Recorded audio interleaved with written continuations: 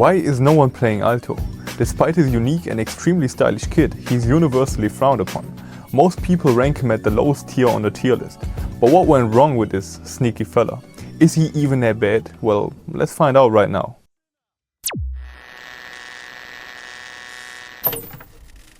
Aalto has an extremely stylish and very cool kit, and he's generally a sub DPS character. He can fit the main DPS role, but as a sub DPS character he's just better.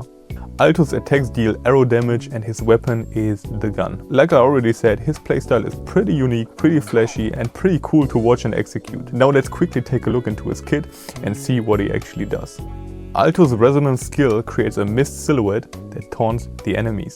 The skill shoots multiple bullets, dealing damage to the enemy. His resonance liberation deals an initial hit and leaves a wind gate. Attacks that pass this wind gate get a 10% attack increase. When Aalto uses his fourth basic attack, he creates a mist, this whirly whirl that spawns in front of him. When bullets pass through the mist, he gains a forte stack. When dashing through the gate or the mist, movement speed is increased by 40% and Aalto transforms into this smoke trail kind of thing. So in this state he can still be hit, which is unfortunate, and this makes him more vulnerable, but thankfully the animation can be cancelled by dashing or attacking. Being less vulnerable in a game where the opponents attack very quickly is definitely a must. The dash is definitely a pretty cool thing for open world exploration as well, because with Aalto you can really zoom through the map and you essentially unlock Sonic mode if you put 3 Inferno Riders, Aalto with his ability, and then with his speed buff you are just zooming through the map, which is pretty fun. So for each forte stack, 1 missile is generated. When the mist cloak dash ends, bullets are being fired. So with each forte stack he stores up to 5 bullets, and then after this like mist cloud dash type of thing, he shoots all of these bullets that he just built up. Being a 4-star gun user with the role sub DPS creates a little bit of a problem. The problem is that he is falling prey to Mortefi. And as we all know, Mortefi is a pretty strong sub DPS. Can Aalto actually beat Mortefi in the right team comp? That's something that I'm going to address a little bit later. So what is his first weakness? In the Calcharo video I talked about the problem of single target attack cones. With Aalto we can see a little bit of a similar problem. His attacks and abilities are literal sniper shots. Just like Calcharo, he is designed in a more of a single target fashion.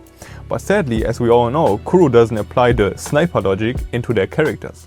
So even if it makes more sense to give characters with a pointy attack more damage, they don't give the pointy attack more damage. Because of that you are sacrificing AoE damage and mob clear efficiency. If you take a look at Jian, for example, the other arrow character, he is a literal Beyblade. He spins around the field, has crazy AoE attacks and even deals more damage. The next problem with his kit, yet again similar to Calcharo, is that he requires much more effort to be played as a main DPS. So he is a swift, fast and stylish character, and most of the times these types of characters, these types of ninja type of characters, they require much more effort and much more skill, which is in my opinion not a bad thing, because I love to play a little bit more complex type of game plan, but definitely for a lot of people that is a big problem. If you want to play a challenging character, you can play Dungeon, you can play Calcharo, and these characters, they will challenge you and they are a lot of fun. You can solo high level content, but what is the investment that you are going to make, right? The next problem is that he cannot be paired perfectly right now. So he encounters a little bit of a similar problem to Changli, that he has not yet got the perfect team. So the best team comp for Aalto is Jian, Aalto and Verena. And the problem is that Aalto, with his outro ability, boosts arrow damage. Sadly, Mortefi is outperforming him by quite a bit, because Mortefi's heavy damage buff is more beneficial for Jian's kit. Because Jian's damage and even Jang Sing's damage is benefiting more from a heavy damage boost. And another plus to put Mortefi above Aalto in this team combination is that his on-field damage is much higher and his on-field time is very low, which makes him synergize better, because Jian is a main DPS that wants to stay on the field as long as possible. And with Mortefi as your sub DPS, your rotation is just much more efficient in that way, because you can switch him in, deal a lot of damage, get a buff, switch him out, to then get back to Jian and deal massive damage again. So here we can actually see the main reason why people put him so low in the tier list, because there's just better options And there's not the perfect teammate as of now, as of 1.2 right now. We don't have the perfect teammate. We can play him, yeah, same like Chun-Li, but not on a peak efficiency regarding his kit. The synergy is not really there with another character.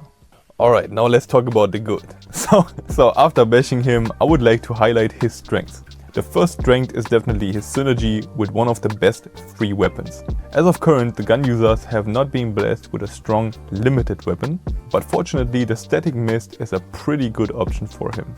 It amplifies the next resonator's attack damage and it provides energy regen, which benefits Aalto's kit tremendously. Plus on top of that, it's the only other weapon with the best substat of crit percentage amongst the standard 5-star weapons, next to the standard 5-star sword. I already talked a little bit about his outro ability, but his outro ability is pretty hefty as well. Aalto has a 23% arrow damage buff that lasts for a whopping 40 seconds or until the next character is swapped out. This is a significant arrow damage buff and it fits his role of being a sub DPS pretty well. So with that said, I can call a prediction. So if we get a new resonator in the future that doesn't rely on heavy attacks like Jian, but on arrow damage as their main source of damage, Aalto will definitely switch places with Mortophy in the team. But as of now, he is not really worth your materials in my opinion. Like, you need so much materials to ascend him, to level him up, to build his echoes. I don't really know if I would build him. I would actually wait until he's viable with, like I said, a new arrow character. But as of now, I would kinda hold back on him. Of course, there are people that make him seem extremely strong, but here we need to remember that if we want to build a character like him for the late game and deal massive damage and complete the Tower of Adversity challenge with all 3 checkmarks, then we need to assure that we have crazy echoes. And realistically speaking, to farm these echoes takes so much time. And I would like to make the argument that you should play whatever you like to play. And I'm still holding true to this argument. But in the end, if you are playing the late game and you are wondering, why am I not doing enough damage? First of all, you gotta remember that it's a gacha game and 5-star characters are most of the times much better than 4-star characters. And the second thing is that if you're playing so much and if you are trying to roll a crazy echo set for him, you might invest your time other ways, right? But that's definitely up to you, and I would say that if you like him, build him, go for him. Here you have a complete analysis of his kit, and if you still want to build him, just go for it. Like I always say, you can beat the end game with every single character. It is just up to you in the end if you want to farm for these good echo sets. And this will take a lot of time, of course. So I think that is kind of funny how these like flashy, super cool characters end up in D tier. Kalcharo is definitely a little bit better than Aalto, but Aalto is so cool, so unique, but he's just not performing too well. It is what it is, I guess, right? I guess like looking cool is just one part of the game, right? So some can pull it off, some can not pull it off too well. It's okay because we have so many cool characters and there are new cool characters coming in the future, so it's okay. Before banishing him into eternity, just keep in mind, hey, in the future there will probably be a character that synergizes better with him and then he will replace the role of Mortophy. But as of now, if there's anything that came to your mind while watching this video, definitely put it down in the comments below. I'm really happy to see all the engagement that we had on the Kalcharo video. Maybe we can pull it off this time again. As usual, I'm replying to everybody. A like would definitely give this video a chance to grow. And with that said, stay blessed and I'll see you in another one. Check out this video if you want to see another discussion video. Ciao, ciao.